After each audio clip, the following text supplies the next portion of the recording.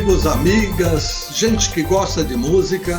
Se não gostar, tudo bem. Fica um pouquinho com a gente que logo, logo você vai começar a apreciar a boa música do Brasil. Esta série é feita por profissionais da música, por gente que gosta de música, por pessoas que têm ligações em qualquer tipo, setor, parte, um feixe que seja ligado à música, está valendo. Inicialmente, vamos até Israel, chamar o comandante desta série, o nosso Manuel Barenboim. Alô, Luiz. Alô a todos que estão nos assistindo, estão nos ouvindo. Nós estamos aqui para trazer a música do Brasil para vocês. A música do Brasil em todas as suas vertentes. E hoje, em especial, nós teremos a presença de uma pessoa fantástica, maravilhosa, um músico, maestro, compositor, regente, ator de cinema, criador de trilhas de novela e uma infinidade de outras coisas, e principalmente um grande amigo da gente, maestro Júlio Medalha. Seja bem-vindo. Alô, Manuel. Tudo bem, Manuel, Luiz, queridos amigos? Que prazer estar aqui com vocês. Puxa vida, é uma satisfação mesmo. A satisfação é nossa. Luiz? Olha, eu tenho um montão de coisa para perguntar para o maestro. Primeiro, porque eu não o vejo há muito tempo. O meu começo de carreira, que foi em televisão, não em rádio, que é o carimbo que eu tenho mais próximo é o do rádio, eu era minhoca, que é uma expressão... quando o cara é muito bom, a gente fala que ele é cobra, né? Na televisão, quando o sujeito ainda não sabe nada, ele é minhoca.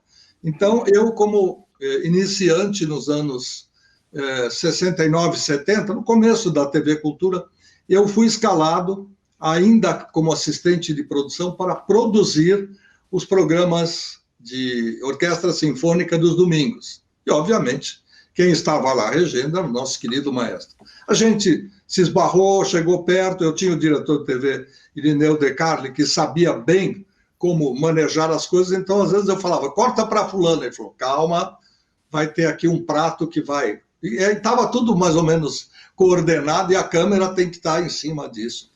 Depois disso eu encontrei o maestro em algumas oportunidades da minha carreira, mas eu vou deixar para você, Manuel, fazer a pergunta, o pontapé inicial, porque o resto a gente vai tranquilamente perguntar para o maestro. Bom, só para chegar um pouquinho na tua história aqui, o maestro e eu temos uma longa história já, e que, vamos dizer assim, o pico alto dela foi quando a gente se juntou para Tropicália, né? E foi um momento especial para todos nós, e principalmente para mim. Eu tenho uma afinidade com o Júlio, acho que a gente sempre se entendeu, seja pessoal, seja profissionalmente, a gente sempre chegou e as coisas se encaixaram. Eu tive grandes chances de trabalhar com ele, tá? Foi na Tropicália, a gente fez coisas juntos, fizemos mais coisas, fizemos uma ópera maravilhosa, A Ilha de Verdi, no estádio do Ibirapuera. Então, coisas que são marcantes na nossa vida.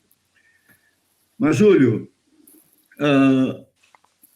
você anda nos dois trilhos da música brasileira, da música erudita brasileira e da música popular brasileira. Como é que você se sente nesse trem aí, andando nos dois trilhos? Bom, na realidade, eu estou na música de qualidade, seja ela popular, seja ela erudita, né? Seja ela da Conchinchina ou da onde for. O importante é quando a música tem um sentido cultural e seja bela. Evidentemente que a beleza está presente em qualquer tipo de música do mundo, desde que a pessoa que o faça tenha talento, né? E tivemos sorte de morar num país como o Brasil, que tem uma música popular riquíssima, maravilhosa, tão diversificada, né? E também grandes compositores de música erudita, alguns até que tiveram prestígio internacional, como Carlos Gomes, Villa-Lobos, Jobim e tantos outros, né? Então, a gente tem que, como o meu interesse pela música é uma coisa também bastante cultural, né? Eu sempre procurei me interessar por todos os eventos que tenham a ver com outros tipos de música, e não apenas aqueles que eu me formei numa universidade na Alemanha, que era Beethoven, Bach, Brahms e Mozart. Né? Júlio, fala outro dia a gente estava batendo um papo aqui, e esse papo o Luiz Fernando tem que entrar, que você começou a contar um pouco da tua vida, da onde veio a sua família de imigrantes, quando chegaram ao Brasil, de onde eles vieram. Isso aqui é uma coisa muito interessante para as pessoas conhecerem a origem de nós três, que nós três somos filhos de imigrantes, né? Então, acho que isso aqui, para quem é imigrante ou filho de imigrante, é uma coisa muito marcante, muito legal. Bom, eu nasci, devia ser vizinho teu lá, não é? Porque o meu pai nasceu na rua Júlio Conceição, lá no Bom Retiro, que é uma espécie de Israel aqui em São Paulo, ou no Brasil, né? Mas depois chegaram esses oriundos judeus de várias partes do mundo aí vendendo gravata, né? A prestação, aliás, hein? E quando ele ia cobrar a segunda prestação, eu já aproveitava e vendia uma segunda gravata para a pessoa, né? O que é uma maravilha aquela gente, né? E, felizmente, essa colônia foi tão maravilhosa para o nosso país, assim como a nossa dos mafiosos italianos aqui, né? E, na realidade, meu avô nasceu no Bom Retiro. Meu avô nasceu na Itália, mas fez carreira no Bom Retiro, onde depois os judeus tomaram conta.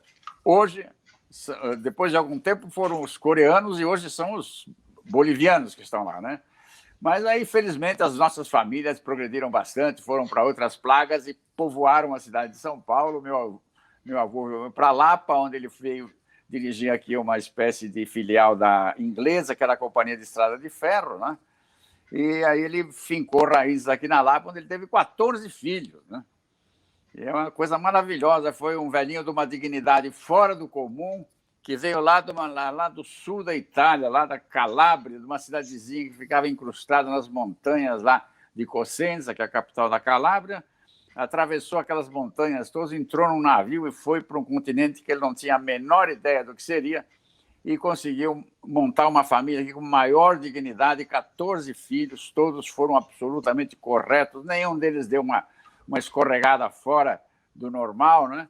E assim foi indo. O único artista da família fui eu, por uma razão muito simples, até por um acidente que aconteceu na minha casa, quando a minha mãe contratou uma empregadinha que tinha um violino. Aí eu comecei a brincar com o violino e achei bonito aquela caixinha sonora.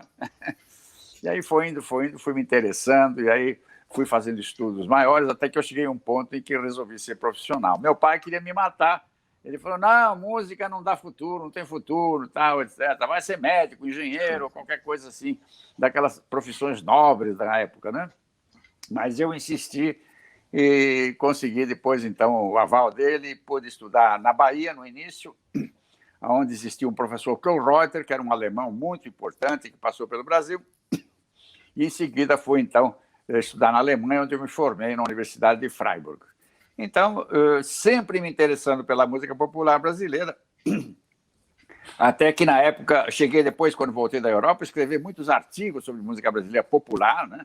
Cheguei a preencher o movimento literário, o suplemento literário inteirinho do jornal Estado de São Paulo, uma vez com um artigo sobre a Bossa Nova, que eu achei que estava tendo muita confusão na área, então eu fui esmiuçar tudo, das harmonias aos ritmos, dos cantores aos compositores, dos arranjos até a capa de disco, eu comecei a analisar e tudo, e foram 6 páginas da Bossa Nova. Depois, com o tempo, numa hora, num acidente especial, quando eu escrevi uma música para uma peça de teatro para Cacilda Becker e para o Valmor Chagas, apareceu lá um baianinho lá que gostou muito da trilha sonora, falou com o Manuel Barenboim, que era o grande produtor, aliás, o maior produtor de disco que já aconteceu no Brasil, e aí eles me visitaram lá no bar onde eu vivia, e aí, então surgiu uma relação mais íntima com a música popular brasileira, já fazendo um arranjo que até hoje em dia o pessoal comenta que na época teve algum significado, né?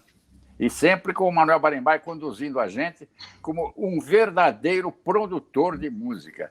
Assim como nos Estados Unidos existem aqueles grandes produtores de cinema que produzem tudo, né? que produziram, inclusive, o pessoal criaram gerações de grandes diretores. A gente pensa que eram os diretores que faziam tudo. Não. Era o produtor que ia lá, contratava o cara, contratava o cineasta, contratava o ator, contratava o montador, tudo, e supervisionavam tudo. Depois, quando o filme ia para o ar, evidentemente, os atores brilhavam mais, o diretor ficava... Mas eram os grandes produtores que fizeram Hollywood. Assim como também na área musical tem isso, lá nos Estados Unidos, né? Na Europa também. Os grandes produtores que sabem como tirar tudo de dentro do talento de um artista, né? Eu só conheço no Brasil um com essa dimensão, que hoje está aqui na nossa videoconferência, o grande Manuel Barebaia. Eu vou pedir licença, Manuel. Antes, se você começar a falar dessa parceria, vai até o fim da live. Eu só preciso fazer, só por uma questão cronológica, uma pergunta. Por que o maestro foi parar em Freiburg? Meu querido Luiz, eu, como bom italiano como você, de origem, nós somos muito inspirados, muito alegres, muito histriônicos, né? Muito bagunceiros também não respeitamos tantas leis, né? O latino é uma figura muito curiosa, ele tem um talento gigantesco, né? Tem suas características de personalidades que, às vezes, são muito curiosas. Eu fui para a Alemanha exatamente para procurar o outro extremo, né? Para tentar me integrar naquela disciplina dos alemães, que é uma coisa absurda, né? Uma coisa que você... No início, eu tive grandes problemas de relacionamento com todo aquele pessoal, né? Para ver se eu podia exatamente combinar essa espontaneidade latina maravilhosa, inspirada, né, com a disciplina tedesca, né? E deu certo, eu cheguei até estudar um bom tempo lá, me formei na Universidade de Freiburg, regi a orquestra da Universidade de Freiburg, e depois fiquei com uma boa relação com os músicos da Alemanha, tendo até músicas minhas gravadas pela Filarmônica de Berlim. A pergunta tem uma razão de ser. Eu, em julho de 1985, resolvi fazer um tour com o meu afilhado de casamento. Ele morava em Londres, estudava lá. Fui encontrar com ele, comprei o tal do Eurail Pass, aquele passe que permite 28 dias de passeio pela Europa, e fui indo. Para num lugar, desce, dorme no trem, etc, etc. De repente, eu parei na Alemanha.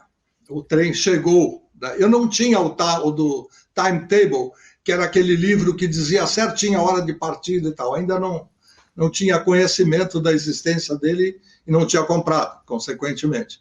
Aí eu parei na Alemanha e fui visitar a casa de Goethe.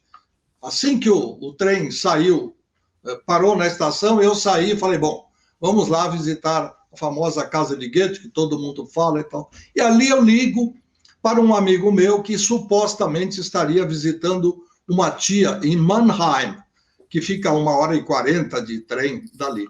Aí ele falou, olha, eu estou aqui em Freiburg. E ele era um maestro, um pianista, na época conceituado, o maestro Wilhelm Kreutzer. E ele tinha origem alemã e estava lá visitando. Ele falou, olha, se você quiser, pega um trem, vem até aqui, o seu passe dá direito. Eu estou com o maestro, com o pianista Eduardo Leite, é um curitibano que vive aqui, nós vamos fazer um concerto a 4 mãos.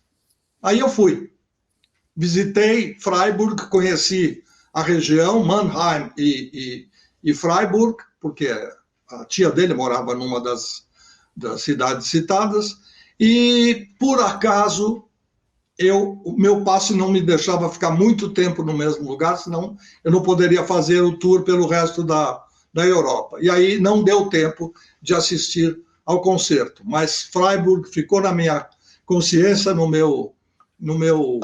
minha lembrança, porque é muito bonita, é uma cidade muito gostosa, e eu vi que tinha muita gente ligada à música erudita, por isso eu perguntei. Tinha, inclusive, muitos brasileiros lá em Freiburg, né? Porque havia um professor lá chamado Arthur Hartmann, que ele fugiu do nazismo na Primeira Grande Guerra e ele veio morar no Brasil e se apaixonou pelo nosso país.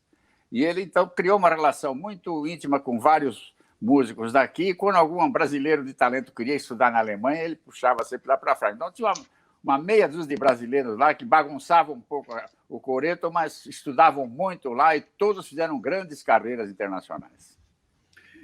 Júlio, Eu só queria completar o que você falou antes, mas nada do que eu fiz seria possível ser feito se eu não tivesse todas as pessoas que eu tive do meu lado, trabalhando comigo.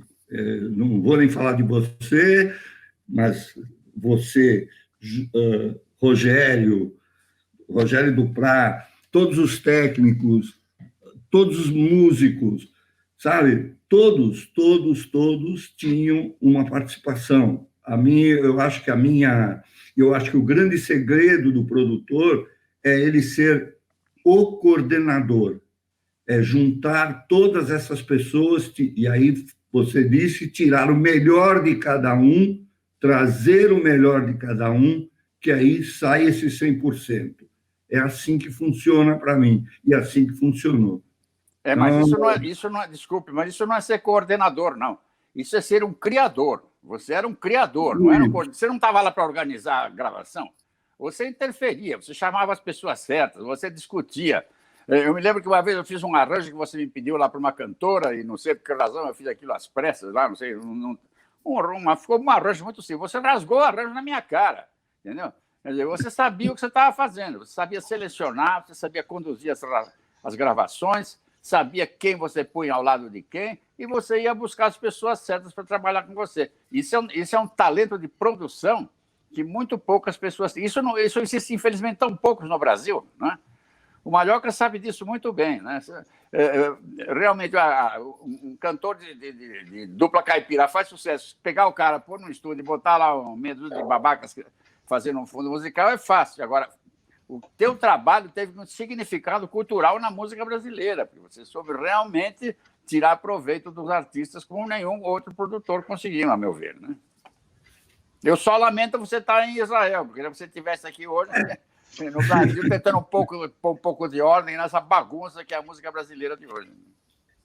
Mas eu acho que vai se ajustar. Uma hora se ajusta, uma hora a engrenagem se acerta e tudo volta, e o trem volta a rodar.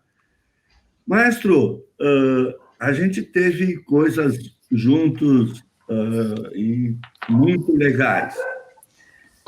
Entre elas, aqui, marca mais ali, é dentro do projeto, do movimento da Tropicália.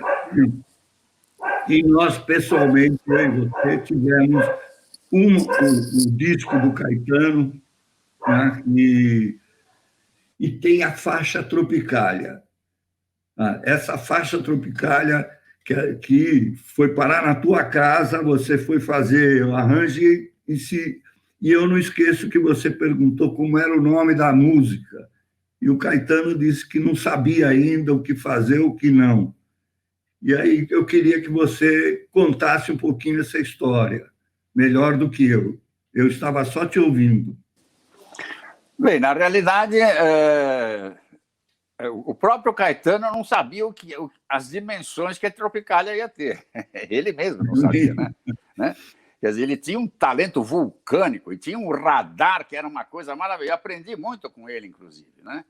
E como eu tinha feito uma música para uma peça de teatro que tinha muita provocação de várias naturezas, culturais, políticas, sociais, comportamentais, etc., da época, essa peça, isso devia ser proibido, ela se chamava, e os atores principais eram a maior atriz brasileira, a Cacilda Becker, e um ator brasileiro, que era o Valmor Chaco, né?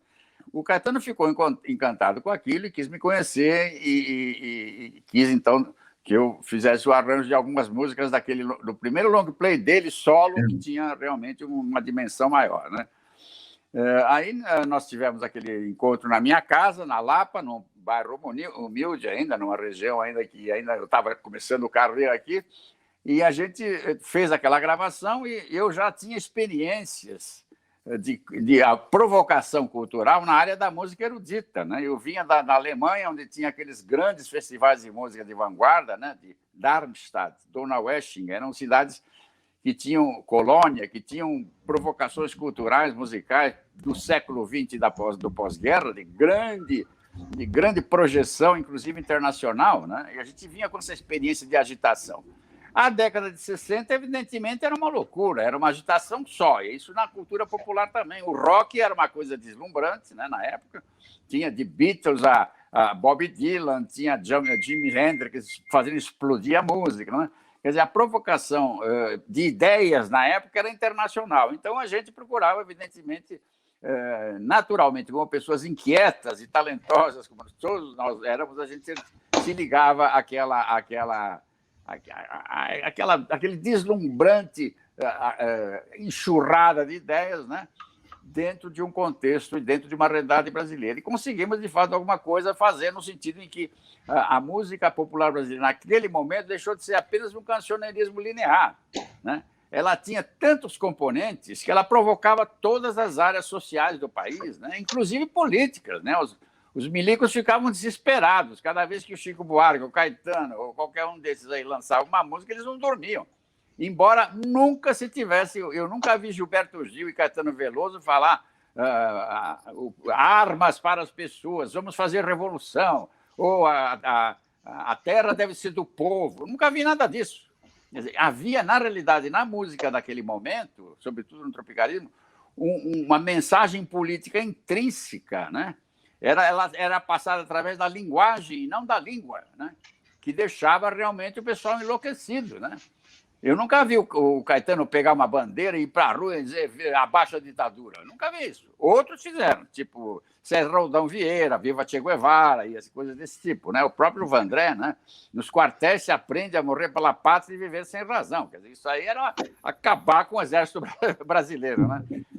A Tropicália não tinha nada disso. A Tropicália falava em Água Azul de Amaralina e o outro falava o Rei da Brincadeira José. Só esses dois foram presos. Como é que se explica isso? É porque na música deles tinha uma mensagem subreptícia, que eu digo, através da linguagem e não da língua, que os milicos não souberam perceber, né? Mas souberam que lá é que estava o perigo. Tanto é que prenderam os dois e o Vandré não foi preso, o Chico não foi preso, ninguém foi preso, mas o Caetano e o Gil foram presos, né? Inclusive, quando o Gil e o Caetano foram soltos, eu e o Rogério Duprat pegamos o nosso Fusquinha, né, e fomos até Salvador visitar os dois, né? O Caetano tinha recém saído da prisão, ele e o Chico, e ele disse que chegou um general daqueles de 5 estrelas aqui de pendurado no peito e falou: meus filhos, vocês com esse negócio de fazerem da realidade uma pasta informe, diluindo valores, constituindo, vocês estão atuando com uma das formas mais modernas de subversão, talvez a única. Quer dizer, isso parece uma palavra de um professor de filosofia falando que entende sociologia política mundial. Não eram artistas, não eram militares que estavam dizendo isso. Quer dizer, eles perceberam que realmente a música, naquele momento, ela tinha um poder de influência na sociedade, de criar ideias e transformar o mundo da época, que os milicos não gostariam que existisse na época. Eles queriam acalmar tudo o negócio para eles poderem implantar lá a sua ditadura, mandar prender os comunistas, né? Alguns deles mandaram matar, inclusive, né? Eles não digam. Eu acho que quem mandou matar foi o guarda da esquina, né? Eu não posso imaginar o Geisel mandando matar um cara. Quer dizer, isso é uma frase, aliás, não me lembro de um deles, diz: não, nós não temos medo do general que manda no país, temos medo do guarda da esquina, né? Mas aquele clima de repressão que havia no Brasil sofria muito com a presença dos artistas. Na realidade, o artista musical, e toda essa geração que você conduziu para o disco, Manuel, essa geração, Gil, Caetano, Torquato, Chico, Jorge Benjor, toda aquela pessoal, esse pessoal é que fazia a área inteligente da música brasileira. O Jobim fazia a ala hipersensível. O Jobim chegava com um dedinho no piano, pam, pam, pé, pedra é o fim do caminho, é só que pouque, totalzinha, toque, tonte, tonta, morte, pouque, tonte, tonta, só.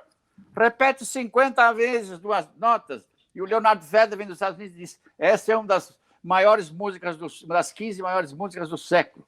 Quer dizer, isso aí só gênios, como Jobim, como Mozart, como Erik Satie, conseguiam fazer uma genialidade desse tipo. Agora, essa era a área da hipersensibilidade. A área da inteligência, que eu digo, que é a área da provocação cultural, provocação comportamental, comportação que resultava política na época, era essa turma que estava do teu lado. E você soube muito bem conduzir toda essa agitação em forma de disco, e isso todo ficou muito bem documentado.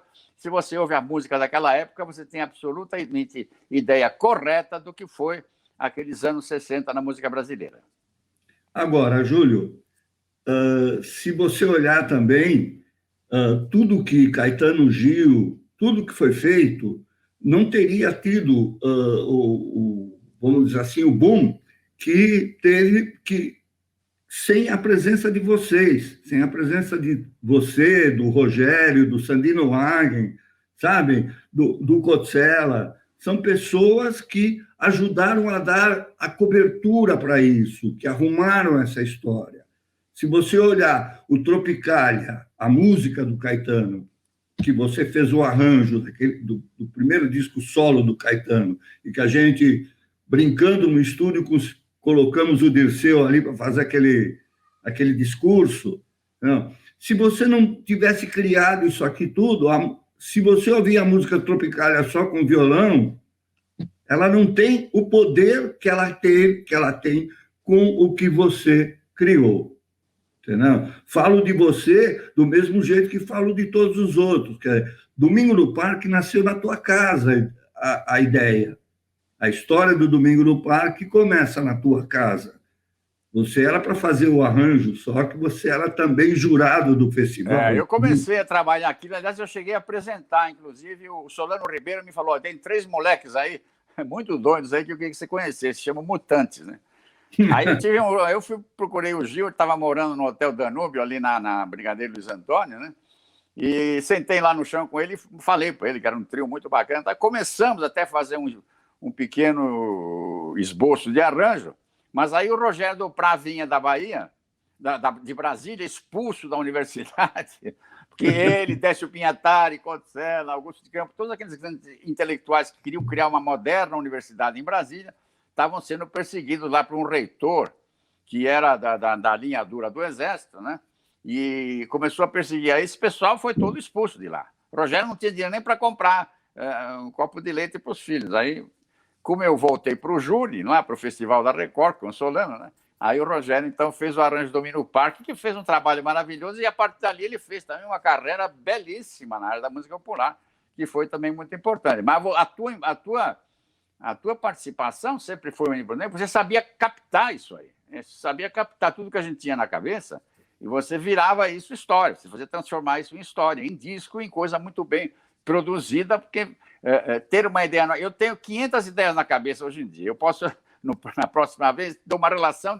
Não tem ninguém que chega aqui na minha casa e diz, Júlio, vamos fazer isso. Júlio, vamos fazer aquela ideia, vamos fazer aquele outro. Não, eu estou procurando de joelho pessoas que venham a mim para que eu possa expor e fazer uma série de coisas. Ainda hoje tenho pelo menos umas 10 muito boas. Não consigo encontrar o Manuel Barenbaia na minha frente. Por sorte, você tinha lá o pessoal que te admirava muito na Philips e que te dava força. Aí você fazia isso. Né? Júlio, deixa eu mudar um pouquinho do assunto. Deixa eu perguntar uma coisa para você.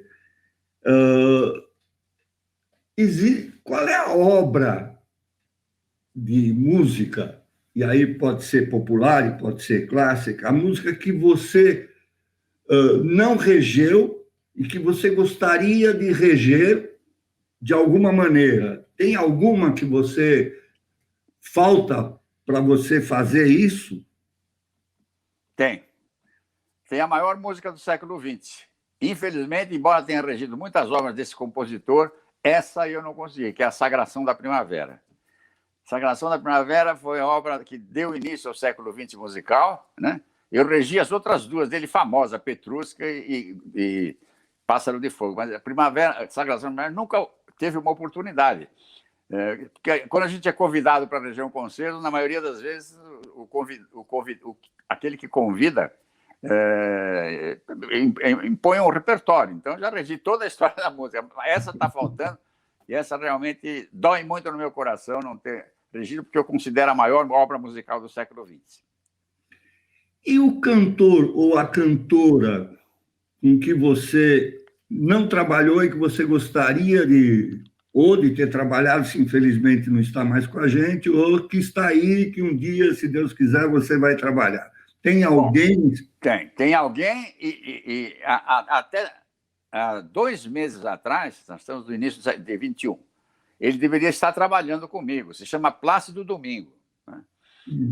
Eu regi o Guarani, de Carlos Gomes, na Ópera Nacional da Bulgária. A Bulgária é um país, não é dos mais ricos da Europa, mas é um país de uma riqueza musical fora do comum, tem o folclore mais rico da Europa e tem também, na área da música erudita, uma qualidade musical, tanto é que todos os grandes autores de trilha sonora da Europa vão gravar, inclusive Ennio Morricone, iam gravar suas trilhas lá na Bulgária. E a Bulgária tem vozes, eles produzem vozes que nem o Brasil produz jogador de futebol. Eu tive a felicidade de fazer, no centenário da morte de Carlos Gomes, o Guarani, obra inteira, encenada, com todas as características do original, inclusive com o balé. E Plácido Domingo, no mesmo ano, ele gravava na Alemanha essa obra aí, né? O ano passado, 2020, o Guarani fez 150 anos desse estrondoso sucesso no Scala de Milão, que fez com que a obra de Carlos Gomes fosse internacionalizada. Ele chegou a ser um compositor mais executado no Scala de Milão, depois de Verdi, e o compositor, durante 15 anos, com o maior número de estreias no Scala de Milão, que é o maior templo da ópera do mundo. Isso significa que é um artista realmente do nível de Verdi, Wagner, Puccini, todos os grandes autores, né? Agora nós íamos fazer esse Guarani outra vez na Ópera Nacional da Bulgária, com a Camila Tissinger, que é uma soprano brasileira deslumbrante, né? Uma jovem que participou do programa Prelúdio, que eu faço na TV Cultura, e o Plácido Domingo iria fazer o papel, provavelmente, do Peri ou de algum outro personagem da ópera, porque como ele já está com uma idade mais ou menos avançada, tem 70 anos, a voz sempre fica um pouco mais grave. Mas tínhamos o convidado para fazer. Infelizmente, com esses problemas da pandemia, esse projeto foi cancelado e eu perdi a chance da minha vida de trabalhar com o maior tenor que eu respeito na atualidade, porque Plácido Domingo, além de ser aquela voz deslumbrante, ele é um músico excepcional. Ele é formado em composição, em regência e em piano. Tem até uma gravação dele tocando com o Rostropovich, que é o maior violoncelista do século XX, ele tocando piano e o Rostropovich violoncelo. Quer dizer, precisa ter muita cara de pau para tocar com o maior violoncelista do mundo, né? Mas ele tinha qualidade para fazer isso. E gravações e apresentações do Plácido Domingo, em todo o repertório, como ele é um grande músico, ele canta de Wagner a Verdi, de Carlos Gomes, a Cherubini, aos compositores do início da ópera, do romantismo, Rossini, aquele pessoal maravilhoso, Donizetti, faz qualquer tipo de música. É o maior tenor que já surgiu em todos os tempos do ponto de vista de voz e capacidade técnica e artística de interpretar, não como um delírio vocal, mas como um grande acontecimento cultural, tudo que ele faz. Já que nós estamos nesse caminho, e orquestra que você sonharia, que você sonha de reger, que você não regeu até hoje? Bom, eu já regi na Filarmonia de Berlim, que esse era o maior sonho da minha vida, né? Agora, eu estou com um projeto com a Filarmônica de Berlim, que eu apresentei para a Sabine Lovatelli aqui um projeto, ela está negociando isso, que pretendemos talvez trazê-la para o Brasil para 2022, para comemorar os 200 anos da independência do país, porque quem assinou a independência do Brasil não foi o Dom Pedro I. O Dom Pedro deu um grito logo depois, mas quem assinou foi uma austríaca, mais conhecida como Maria Leopoldina, que foi a esposa de Dom Pedro I. Dom Pedro I casou com ela e trouxe ela da Áustria para o Brasil, e ela ficou encantada com o país, e ela como ela era uma pessoa de altíssimo nível intelectual, né, ela era de grande formação cultural, sociológica, em todos os sentidos, ela se formou em várias áreas, enquanto Dom Pedro era um porra louca maravilhoso, né, que queria comer as mulheres, que teve 50 filhos aí, bastardos, mas era um grande músico. Então, Pedro I era um compositor de primeira. Existe um credo dele na internet aí, se vocês quiserem apreciar, o credo Dom Pedro I, é uma obra do nível de uma obra de Rossini e Mozart, é uma coisa impressionante, né? Então, existe essa relação com o Brasil, com a Áustria, existe um projeto agora de trazer a Filarmônica de Berlim ao Brasil, para a gente fazer uma festa lá no Ibirapuera não, nos jardins do Museu do Ipiranga, com essa grande, porque sonoridade como a de Filarmônica de Viena, essa não existe no mundo.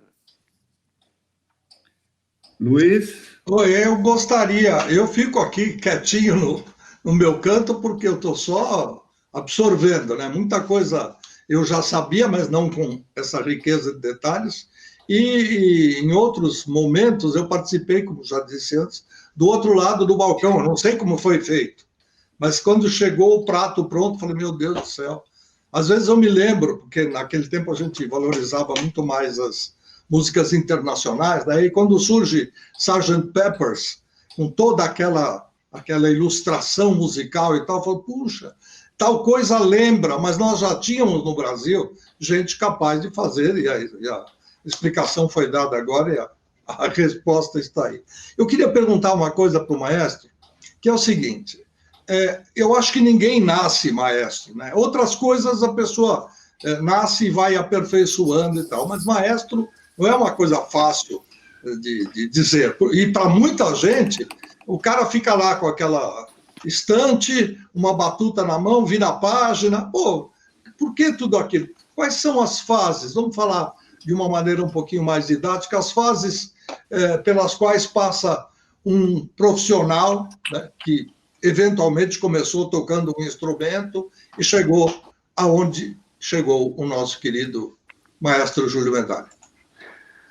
Bem, na realidade, a regência e a composição são duas matérias que a gente aprende nas academias, né, que tem a maior quantidade de matérias correlatas, como a gente chama na academia, né?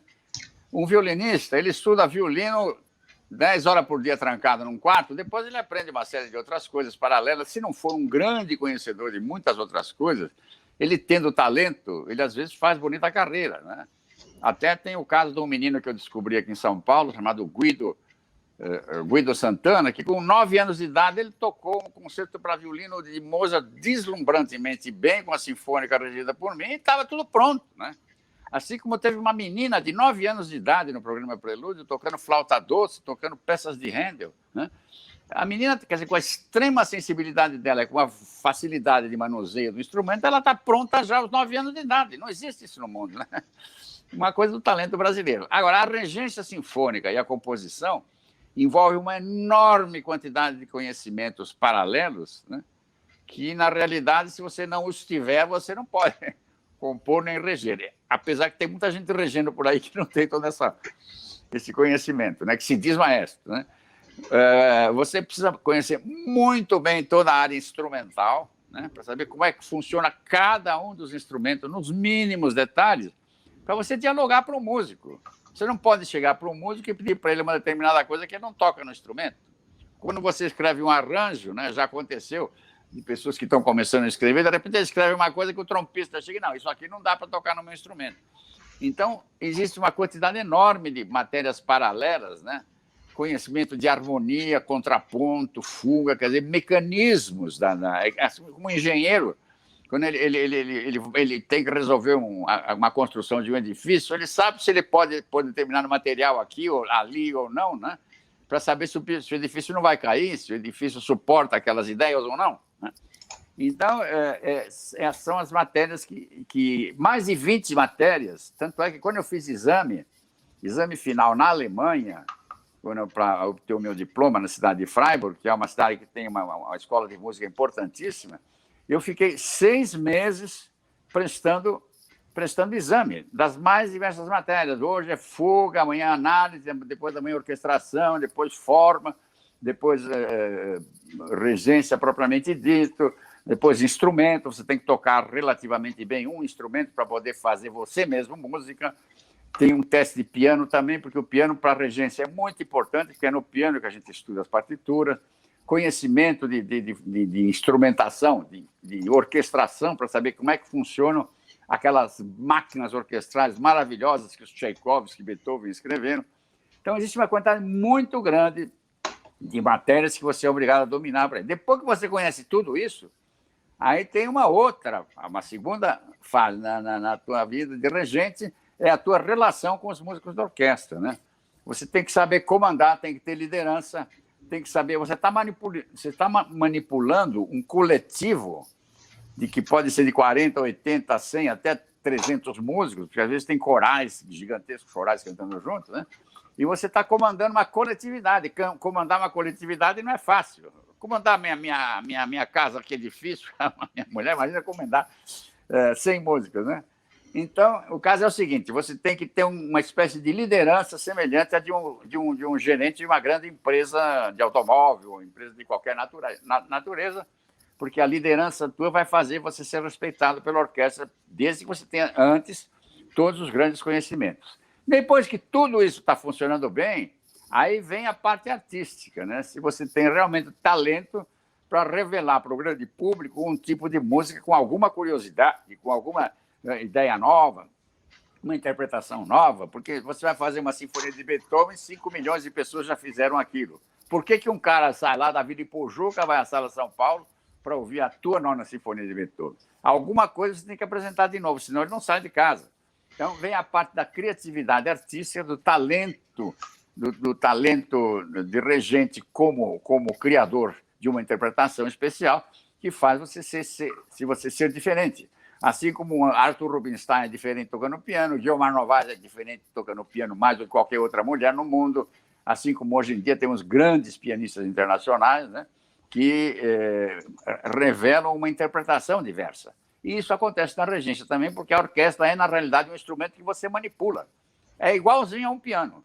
Quando você chega para reger uma orquestra, a orquestra não fala, ela fica quietinha. Você fica dando ordens, assim como o pianista dá as suas ordens através do seu mecanismo físico. E a gente dá as ordens através inicialmente através de diálogos, quer dizer, monólogos, né? Porque o maestro fala, os músicos não falam, e depois através da gesticulação, que aí entra a parte mímica sua, a mímica transformando os seus gestos em fluidos musicais que faz com que a orquestra renda muito e faça aquela beleza fora do comum, que faz com que alguns poucos maestros do mundo tenham tido essa oportunidade de ter essa chance. Existem maestros que dirigem muito bem, que são excelentes, que não deixam a orquestra cair, que fazem aquilo soar muito bem, etc., mas às vezes o resultado artístico não é tão interessante, né? E tem outros que não são tão técnicos assim, mas que têm uma capacidade de comunicação muito grande e a orquestra soa com muito brilho, né? Tem muitas curiosidades na personalidade de um maestro que faz com que o Karajan seja diferente do Zé das Couves, né? É uma coisa que leva muito tempo para a gente discutir até a gente poder chegar a uma conclusão de o que seria realmente essa profissão feiticeira do maestro, né? A gente vai ter oportunidade de conversar outra vez. Nós estamos quase no final do programa. Vou fazer minha última pergunta, só porque tem um pouco de ligação com o que a gente conversou agora, e em seguida o Manuel faz a sua última pergunta. Maestro, por que aqui no Brasil, falando genericamente, eu não vou falar especificamente de São Paulo, até porque São Paulo acho que tem um pouco mais de abertura, mas por que a música erudita, a música clássica, mesmo a música erudita brasileira, tem pouco espaço?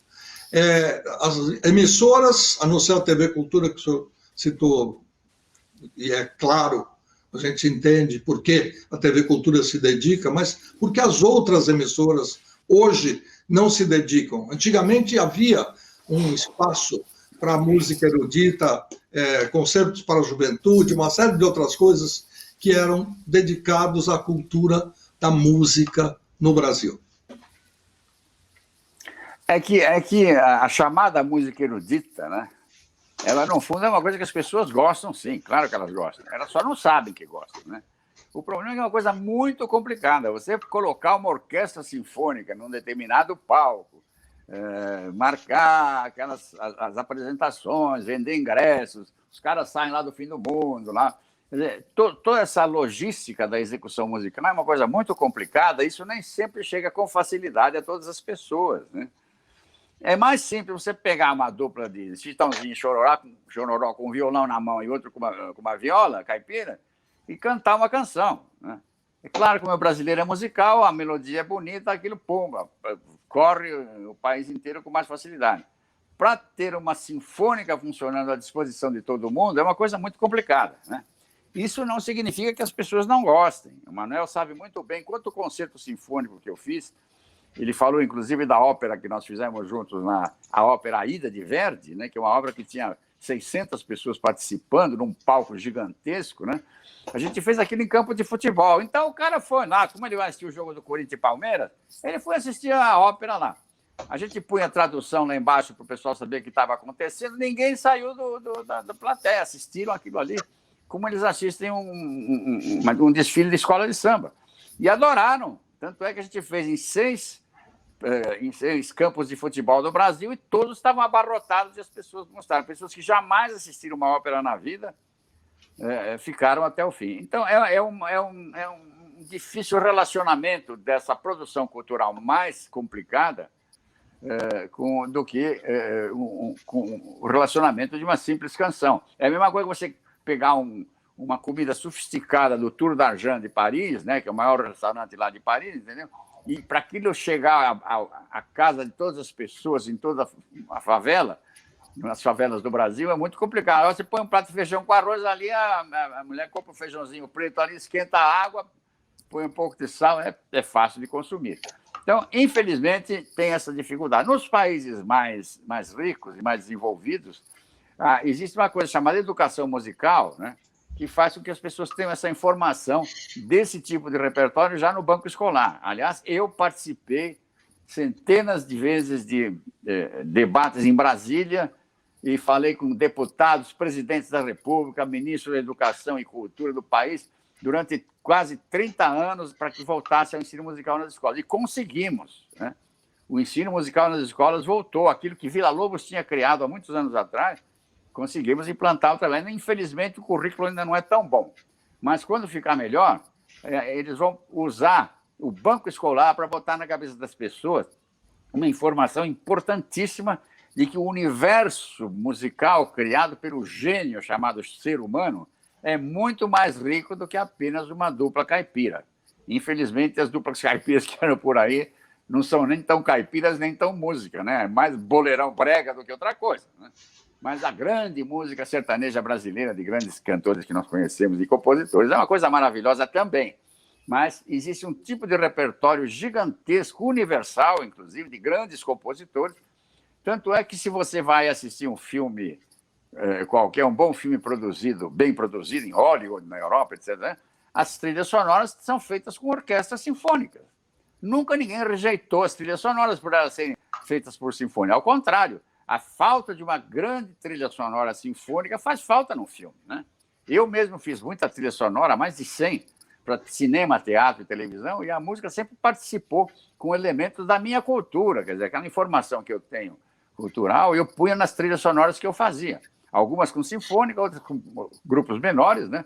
Grande Sertão Veredas eu fiz para a TV Globo, com Walter Avancini, eram 25 capítulos. Aquela era uma trilha tão sofisticada porque ela tinha sonoridades não típicas da música europeia.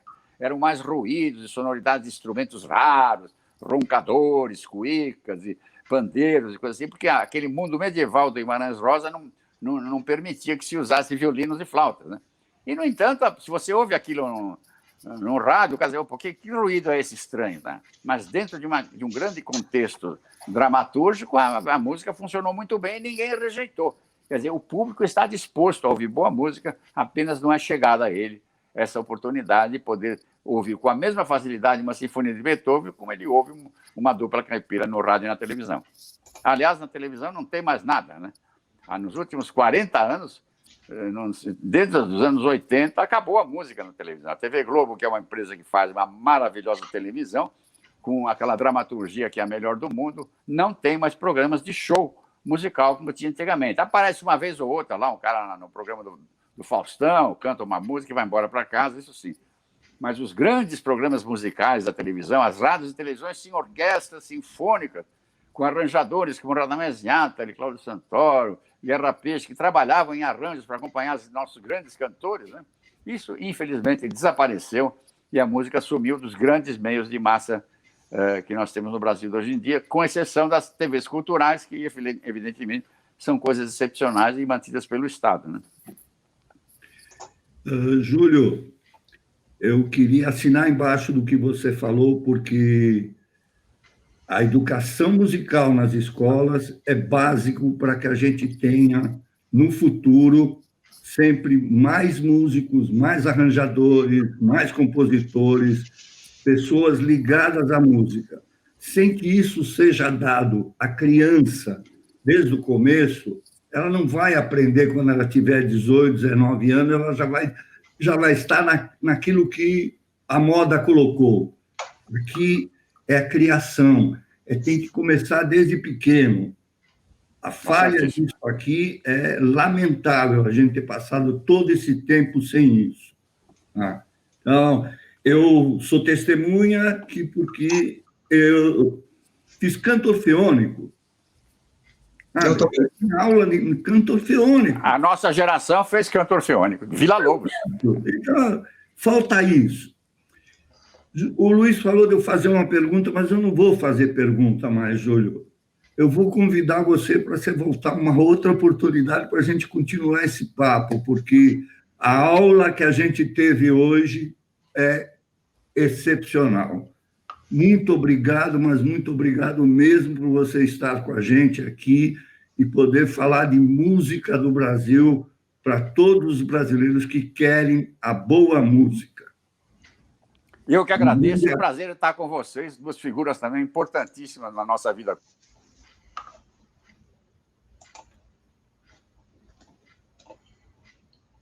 Se reúnem para falar sobre o que é uma música de qualidade e tentar fazer alguma coisa boa para o nosso país, né? Muito obrigado de novo.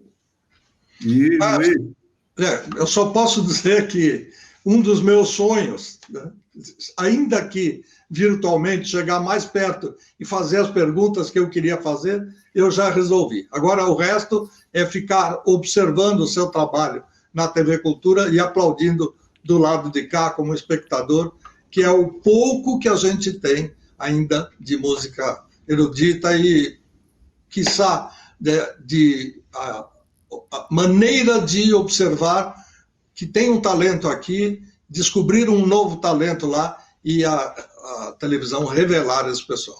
Obrigado, maestro, e até a próxima. Grande abraço a vocês. Prazer em estar com vocês. Júlio. Júlio, amigo. Vai. Abraço. Luiz Fernando, até a nossa próxima, né? Pois é, agradecendo a presença de quem ficou com a gente até agora, a gente sempre vai fazer mais ou menos 1 hora de conversa, às vezes passa um pouquinho e tal, mas é isso que nós vamos manter nesta série que tem tantos nomes importantes, que tem tanta gente querida, nomes conhecidos, nomes não conhecidos, e como vocês viram e ouviram o maestro Júlio Medarha falar, tem muita coisa por de trás das câmeras, como a gente brinca, nos bastidores, seja do disco, seja da gravação audiovisual, tem muita coisa para ser revelada, e dentro do possível, o Manuel e eu iremos checar onde estão essas figurinhas imprescindíveis para o sucesso da música e depois mostrar para vocês como é que eles fizeram tantas coisas que vocês conhecem. Manuel, obrigado, uma boa semana, que tudo corra bem por aí, e nós vamos agradecer o pessoal da maneira mais simples e mais singela possível, que é o que nós podemos fazer no momento.